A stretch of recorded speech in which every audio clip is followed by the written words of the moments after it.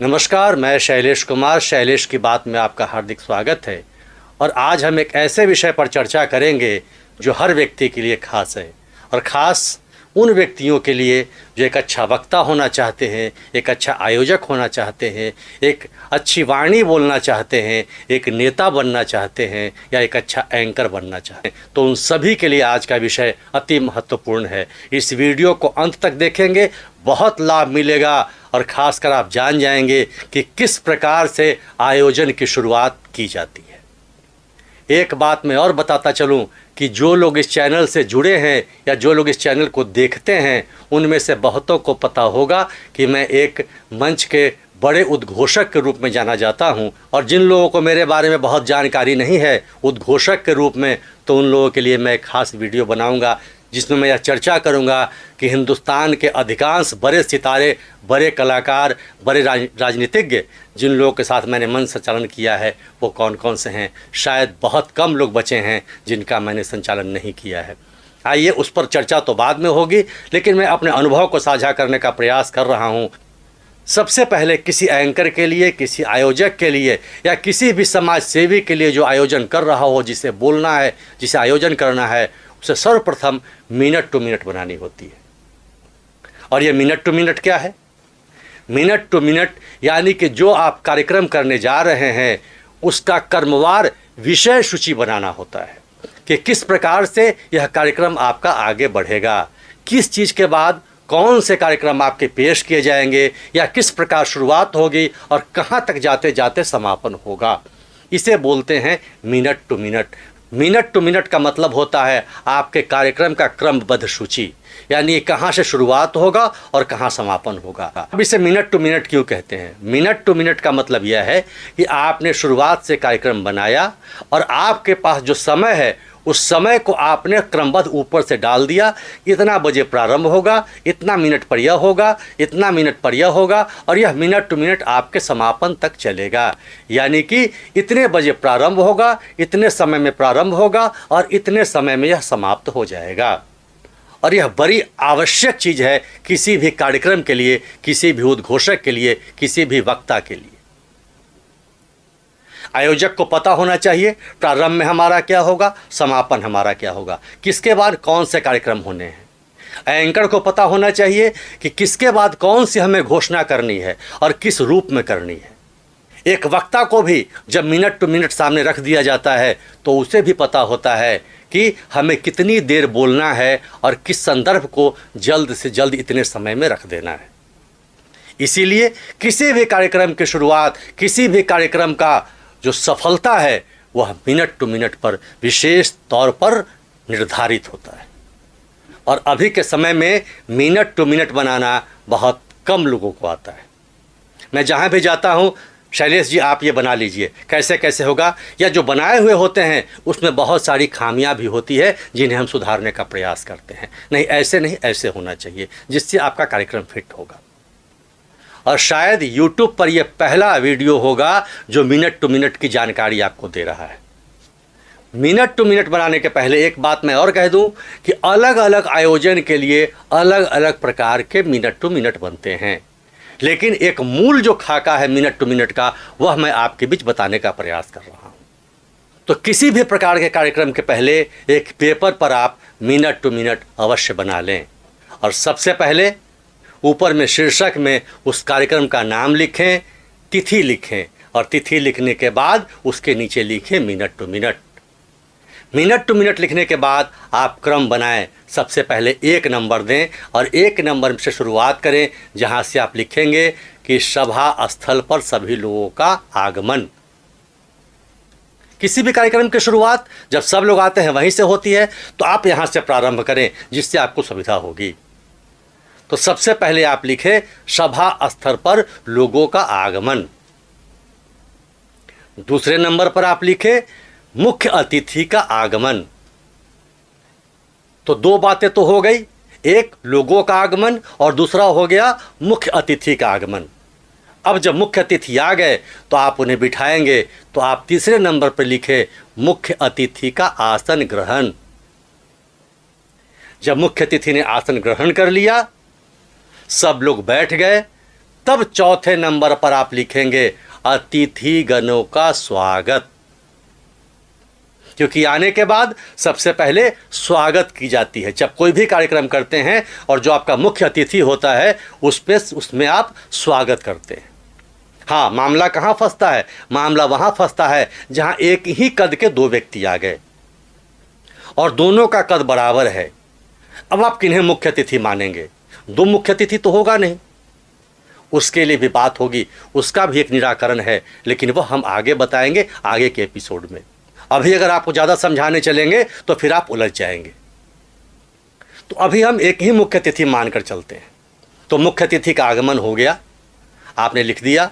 मुख्य अतिथि का आसन ग्रहण भी आपने लिख दिया, वो बैठ गए। और इसके बाद आपने लिखा स्वागत।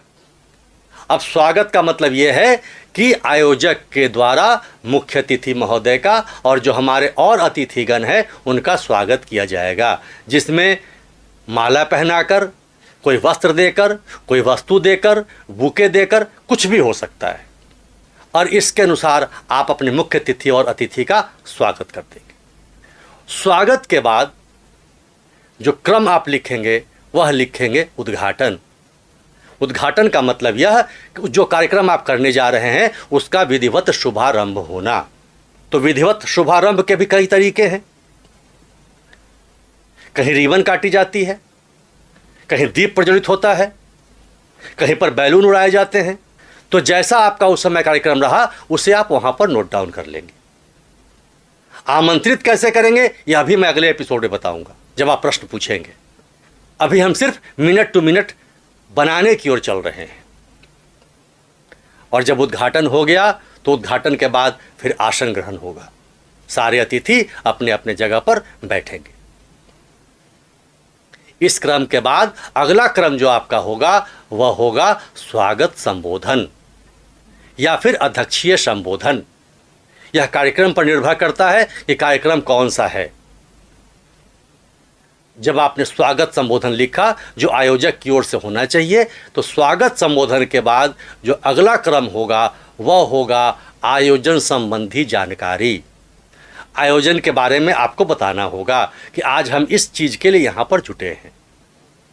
आयोजन संबंधी जानकारी जब हो गया तब इसके बाद आपके जो वक्ता होंगे उन्हें आप बोलने के लिए आमंत्रित करेंगे, यानी कि उसके बाद का जो क्रम होगा वह होगा संबोधन। और संबोधन के बाद जो अगली बात होगी वह होगी मुख्य अतिथि का संबोधन। मुख्य अतिथि अपना संबोधन देंगे।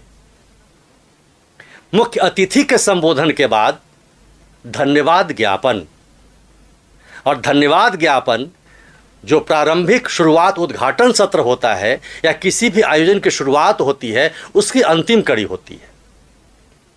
और धन्यवाद अर्पित करने के बाद फिर दूसरे फेज का कार्यक्रम शुरू होता है या फिर वहीं से कार्यक्रम संपन्न हो जाता है। तो धन्यवाद ज्ञापन सबसे हमारा अंतिम कड़ी होगा। ये मूल स्ट्रक्चर है। मूल स्ट्रक्चर में फिर से मैं रिपीट कर दूं, लोगों का आगमन, मुख्य अतिथि का आगमन, मुख्य अतिथि का मंच पर आसन ग्रहण, आसन ग्रहण के बाद उनका स्वागत, स्वागत के बाद उद्घाटन, उद्घाटन के बाद स्वागत संबोधन, स्वागत संबोधन के बाद उस कार्यक्रम के बारे में संबोधन, और कार्यक्रम के संबोधन के बाद मुख्य अतिथि का संबोधन, और मुख्य अतिथि के संबोधन के बाद धन्यवाद ज्ञापन। आपने इसको लिख दिया। क्रम चला आया 1 2 3 4 5 6 7 8 9 10। अब उसके बगल में आप समय डालना शुरू करेंगे। पहले जहां आपने लिखा लोगों का आगमन या जन समूह का आगमन, अतिथिगणों का आगमन, उस समय आपने शुरुआत की, यानी कि इतने बजे से लोग हमारे यहाँ आना शुरू कर देंगे। फिर उसके बाद आपने डाला मुख्य अतिथि का आगमन। वहाँ पर आपने समय डाला कि मुख्य अतिथि का आगमन इतने बजे होगा। मुख्य अतिथि के आगमन के बाद आप समय देखकर धीरे धीरे धीरे धीरे जितना देर स्वागत होगा, जितना देर संबोधन होगा, जितना देर कार्यक्रम की जानकारी दी जाएगी, सबका एक आकलन कर लें, या जितना समय आपके पास है उसके अनुसार उसको आप एडजस्ट कर लें। अंत में मुख्य अतिथि के लिए समय आप दें और मुख्य अतिथि के लिए धन्यवाद ज्ञापन का समय दें। और अंत में आपको एहसास हो जाएगा, आपको आइडिया लग जाएगा कि हमारा कार्यक्रम इतने बजे शुरू होगा और इतने बजे समाप्त होगा। ये मूल स्ट्रक्चर है मिनट टू मिनट का। अब सिर्फ मूल स्ट्रक्चर से बात बनती नहीं है, ये तो जानकारी हो गई, ये बेसिक हो गया। इसके बाद जो एंकर हैं, जो आयोजक हैं, उनके विवेक पर निर्भर करता है कि समय ऊपर नीचे हो गया तो क्या करें। एक के बदले 2 विशेष अतिथि आ गए, तब क्या करें। समय में बहुत ज़्यादा परिवर्तन आ गया, तब क्या करें। और बीच में वक्ताओं की संख्या बहुत हो गई, तब क्या करें। ये सारी बातें समय पर, परिस्थिति पर निर्भर करती है और वह अपने विवेक अनुसार काम करना होता है। वहीं पर टेस्ट होता है कि अच्छा सा कौन वक्ता है, अच्छा एंकर कौन है, अच्छा आयोजक कौन है। और जो उस समय अपने विवेक से निकाल ले जाता है, अपने विवेक से साथ लेता है उस काम को, वही सफल आयोजन कहलाता है और वही शानदार एंकर और वक्ता भी कहलाता है। तो आज मैंने मिनट टू मिनट के बारे में आपको बताया है। यह बहुत महत्वपूर्ण जानकारी है जो बहुत कम लोग आपको बताएंगे। सच तो यह है कि अधिकतर लोगों को यह बनाना ही नहीं आता और जिन्हें आता है वह भी किसी को बताने का प्रयास नहीं करते हैं। तो मैंने आपको बताया है, आप इस पर अमल कीजिए। और अगर कोई प्रश्न हो तो आप ज़रूर इसमें कमेंट के रूप में लिख सकते हैं, उसकी जानकारी मैं दूंगा। और तब जब ढेर सारे जिज्ञासा हमारे पास आ जाएंगे तो फिर एक नया वीडियो मैं लेकर आऊँगा और मैं यह भी बताऊँगा कि माननीय शब्द कहाँ प्रयोग होता है, आदरणीय शब्द कहाँ प्रयोग होता है और किस प्रकार से अतिथि को, मुख्य अतिथि को बुलाया जाता है, बिठाया जाता है। यह छोटी छोटी बारीकियाँ जीवन में किसी वक्ता के लिए, किसी उद्घोषक के लिए बहुत बड़ी बात होती है और आयोजक के लिए तो सबसे बड़ी बात होती है, क्योंकि उसका पूरा आयोजन उस वक्ता पर, उस एंकर पर टिका होता है। तो शैलेश की बात में आज इतना ही। फिर से एक बार मैं कहूँ, सब्सक्राइब नहीं किया तो सब्सक्राइब करें और आज यहीं तक बहुत बहुत धन्यवाद।